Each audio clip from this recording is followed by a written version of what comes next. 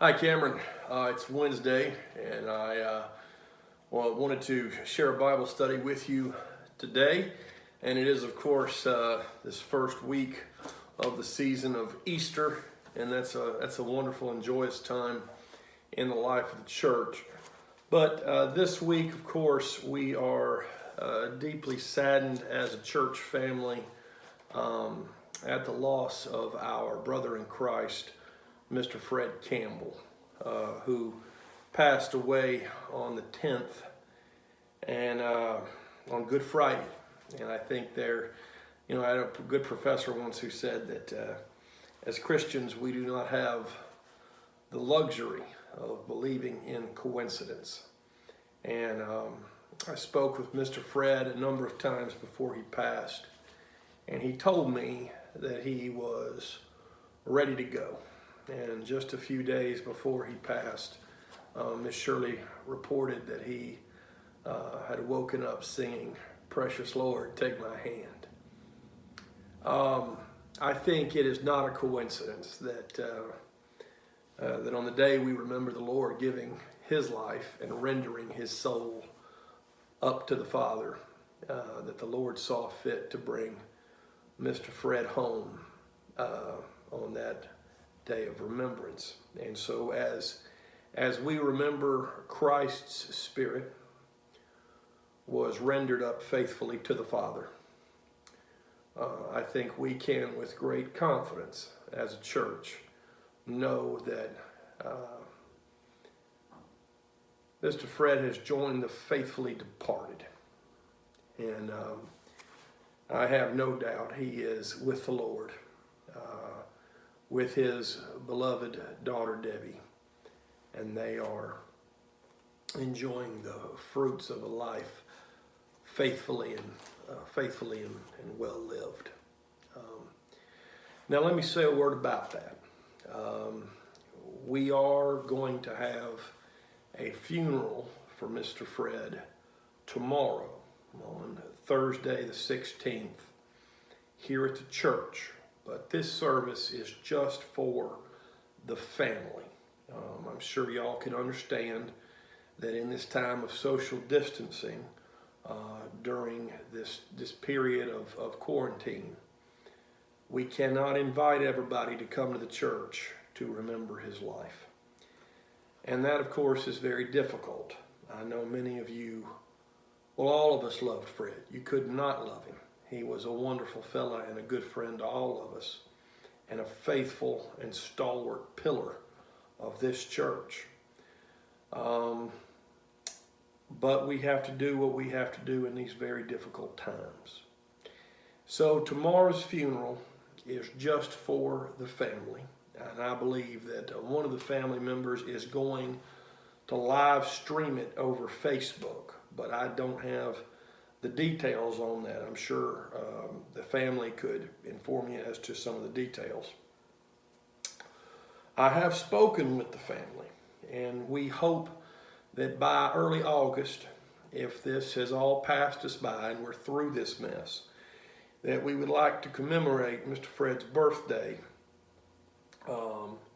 with a memorial service at that time, which will, of course, be open to the whole church and all of his friends. And so we hope to carry his memory in our heart. We need to allow the family to lay him to rest and to grieve and move forward tomorrow. Please pray for them. Pray for Miss Shirley and Cheryl and Brenda and all their family. And then I'm sure they would appreciate your letters, cards, calls.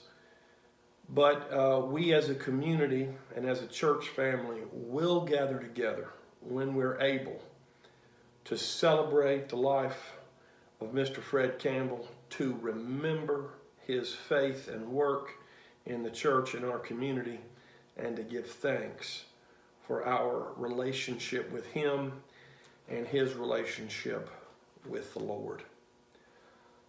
On behalf of Cameron, I want to say that to the family, to Miss Shirley and Brenda and Cheryl and all the grandchildren and great-grandchildren and family members, how deeply sorry we are to lose Mr. Fred, and how thankful we are to have known him and to be blessed by his friendship.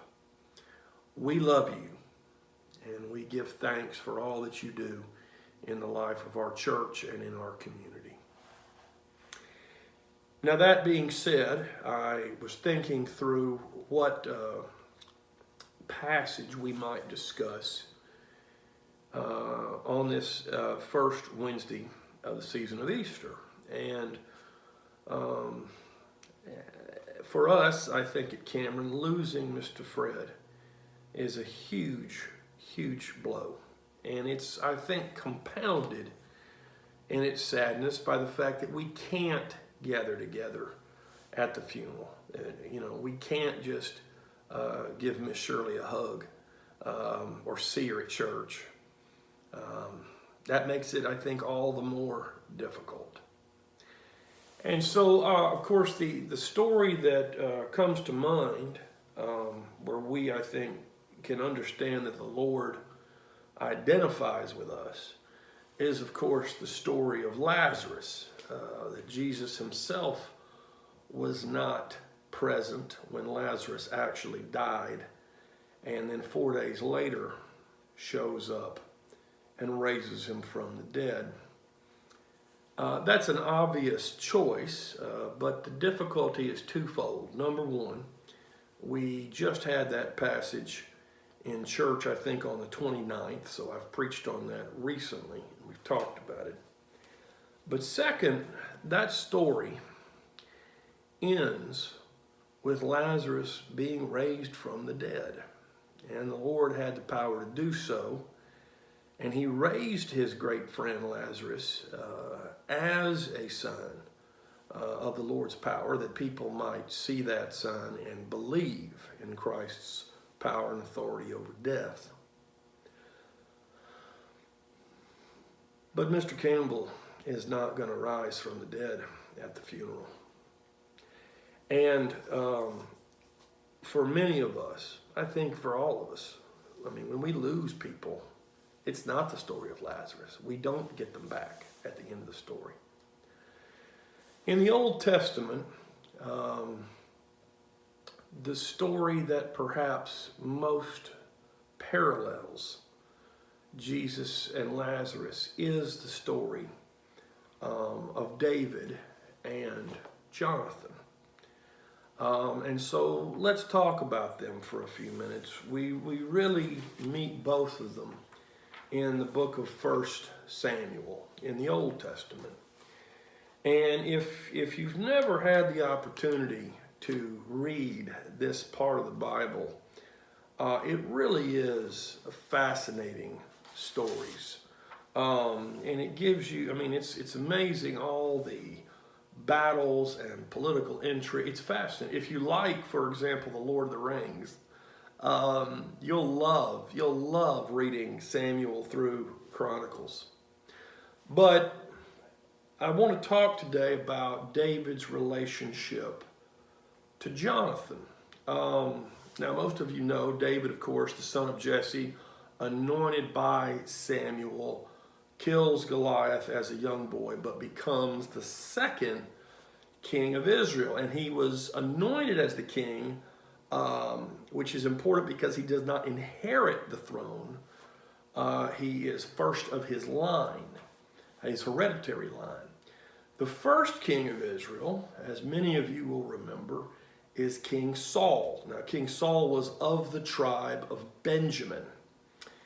And David, of course, is of the tribe of Judah. Saul was a tall man. He was swift. He was strong. Saul was a big, tough guy. And he had the Lord's favor early on. But the kingship and the authority and the privilege and what he had, all that made him king, eventually Saul was corrupted. And the Lord withdrew his favor from Saul for a number of reasons. And Saul, like any king would, fought to maintain his power. Saul, of course, had his own family, And his son, his oldest son and heir, was Jonathan. And Jonathan should have then been, by hereditary rights, the second king of Israel after his father Saul. But Samuel explained that it would not be Jonathan, it would not be Saul's house that maintained the throne, that it would in fact be David the son of Jesse. So one would think automatically that because David was taking the kingship that should have by blood rights belonged to Jonathan, that David and Jonathan would have been mortal and bitter enemies. But the truth is just the opposite. David and Jonathan loved one another like brothers. They were best friends. And Jonathan amazingly acts in many ways that are not in his self-interest, but rather acts to protect his best friend David from his father Saul, who was trying to hunt David down and kill him. And Saul is perplexed, I think, by this. Why would Jonathan, who stands to inherit the throne, not support his father's efforts to kill David, who is trying to usurp the throne from Saul and consequently from Jonathan? And this drives a wedge between Saul and Jonathan. And yet Jonathan, I think, is motivated by a number of factors. Jonathan wants to be faithful to God. He wants to be loyal to his friend David. But Jonathan seems to be a man who is never afraid to voice his opinion. And he is a man who is, above all things, his actions are determined by his sense of integrity. Jonathan will do what he believes is right. And betraying his friend, even against his own self-interest, is never right. And so he opposes his father's treachery. And I think he accepts what the prophet Samuel says, that God has anointed David. And if God has anointed David to be king, then Jonathan's going to do what's right for Israel. I have a bit of a special place for Jonathan in my heart. When my mother and father had their second child, and they found out it was going to be a boy, my younger brother, my mother named him Jonathan. It's not a family name. I don't think there's ever been another Jonathan Box in the family, nor in her side of the family. But my mother named him Jonathan after David's best friend, for all the stalwart loyalty and moral uprightness and faithfulness, even when it isn't in your own self-interest. All of those great values that Jonathan in the Bible exhibits. And I would have to say that my younger brother has lived into that. He is probably the best guy I know. He is a man of fierce loyalty, of incredible integrity, and a man who once he knows what's the right thing is, he does it, even if it's to his own self-detriment and against his own self-interest. My brother will do what he knows to be right. And he has been not just a brother, but a best friend to me all our lives. What a gift. What a gift. So this friendship between Jonathan and David ends tragically in the 31st chapter of 1 Samuel. Jonathan and his father Saul are slain in battle, and David is not there. And so I want to read this 31st chapter. It's 13 verses. Now the Philistines fought against Israel, and the men of Israel fled before the Philistines, and fell slain on Mount Gilboa. And the Philistines overtook Saul and his sons, and the Philistines slew Jonathan, and Abinadab, and Malchishua, the sons of Saul. The battle pressed hard upon Saul, and the archers found him, and he was badly wounded by the archers. And then Saul said to his armor-bearer, "Draw your sword, and thrust me through with it, lest these uncircumcised Gentiles come and thrust me through, and make sport of me." But his armor-bearer would not, for he feared greatly. And therefore Saul took his own sword and fell upon it. And when his armor-bearer saw that Saul was dead, he also fell upon his sword and died with him. Thus Saul died, and his 3 sons, and his armor-bearer, and all his men on the same day together. And when the men of Israel, who were on the other side of the valley, and those beyond the Jordan, saw that the men of Israel had fled, and that Saul and his sons were dead, they forsook their cities and fled, and the Philistines came and dwelt in them. On the morrow, when the Philistines came to strip the slain, they found Saul and his 3 sons fallen on Mount Gilboa. And they cut off his head and stripped off his armor, and sent messengers throughout the land of the Philistines to carry the good news to their idols and to the people. They put his armor in the temple of Ashtaroth, and they fastened his body to the wall of Bethshan. But when the inhabitants of Jabesh Gilead heard what the Philistines had done to Saul, all the valiant men arose and went all night and took the body of Saul and the bodies of his sons from the wall of Bethshan. And they came to Jabesh and burnt them there. And they took their bones and buried them under the tamarisk tree in Jabesh, and fasted 7 days. It's a gritty and difficult passage. The Old Testament, especially some of the battle scenes, are gruesome and rather graphic. But this is the story of a nation, and I don't know of any nation that exists without some ugliness and warfare. We have, of course, that King Saul and his 3 sons were all killed in battle with the Philistines. The 3 boys, I think, fell by the archers of the Philistines, and Saul himself killed himself to prevent them from torturing him.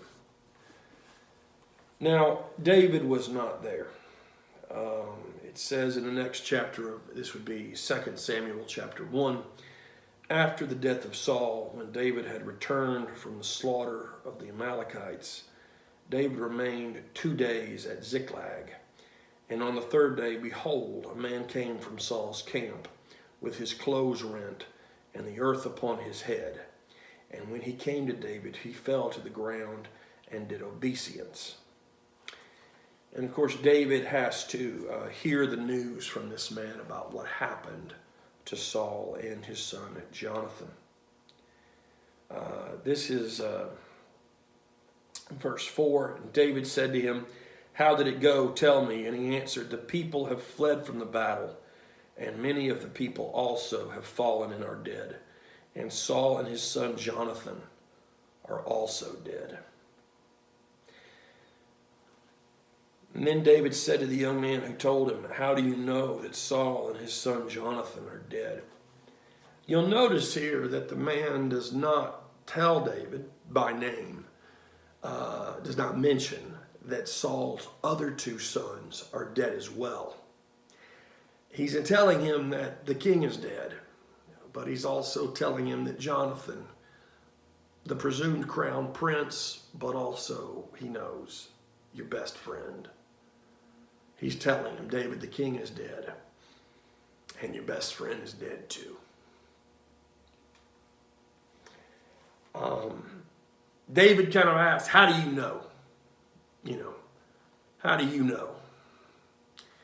It's this pretty common response in grief. One of those first steps, disbelief. David's a fighter. He's going to push back. He's going to challenge this guy. Yeah, how do you know they're dead? Who are you? And so the man has to tell the story. He says, by chance I happened to be on Mount Gilboa, and there was Saul leaning upon his spear, and lo, the chariots and the horsemen were close upon him. And when he looked behind him, he saw me and called to me. And I answered, here I am. And he said to me, who are you? And I said, I am an Amalekite. And he said to me, stand beside me and slay me, for anguish has seized me, and yet my life still lingers. So here we get an account from this Amalekite, slightly differing. It says that he was on a spear, but what the last chapter said was that he fell on his own sword. So David is right to question this man's testimony. This guy's not an Israelite. He's an Amalekite. So what is his angle here? What is his motivation? Is he trying to get something out of David? As he said, well, I helped Saul when he was suffering,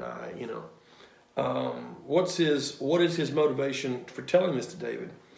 So I stood beside him and I slew him.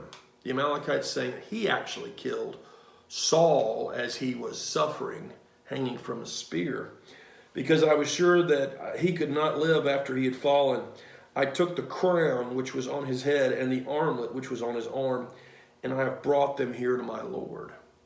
This Amalekite probably scavenged the battlefield, found Saul's body, took the crown and the armlet, and is going to bring them to David with this story that he had actually killed Saul as an act of mercy.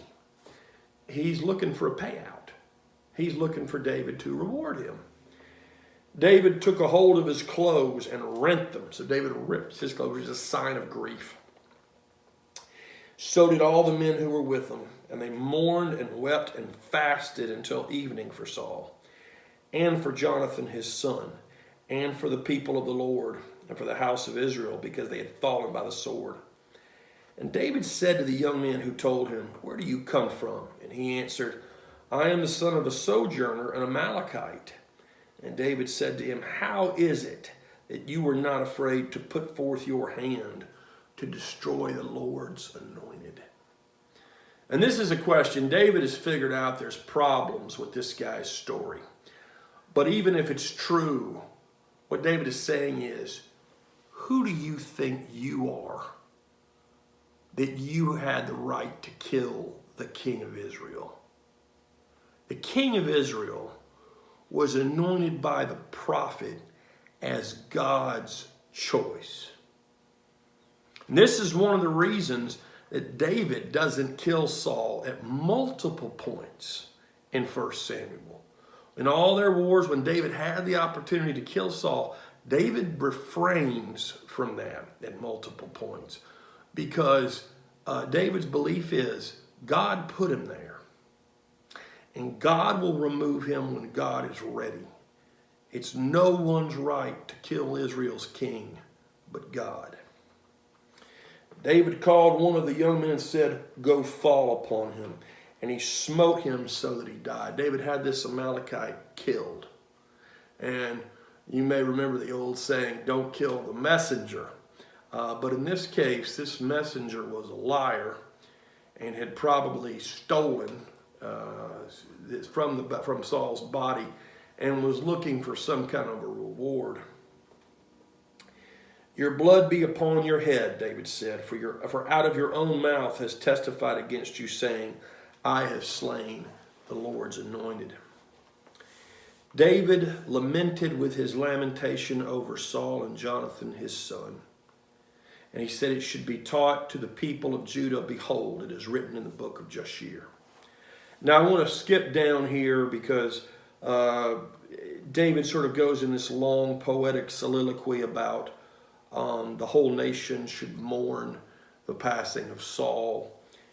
And but he goes down in verse 23, Saul and Jonathan, beloved and lovely, in life and in death they were not divided. They were swifter than eagles, they were stronger than lions. Ye daughters of Israel, weep over Saul, who clothed you daintily in scarlet, who put ornaments of gold upon your apparel. How the mighty fallen in the midst of the battle. Jonathan lies slain upon the high places. I am distressed for you, my brother Jonathan. Very pleasant you have been to me. Your love to me was wonderful, passing the love of women. How are the mighty fallen, and the weapons of war perished. He greatly is moved, and I think out of a sense of, he has known, out of a sense of duty, I was going to say for Saul, but he has known Saul in this incredibly complicated relationship between David and Saul. He's known Saul since he was a boy. When he killed Goliath, he had to get Saul's permission to do so.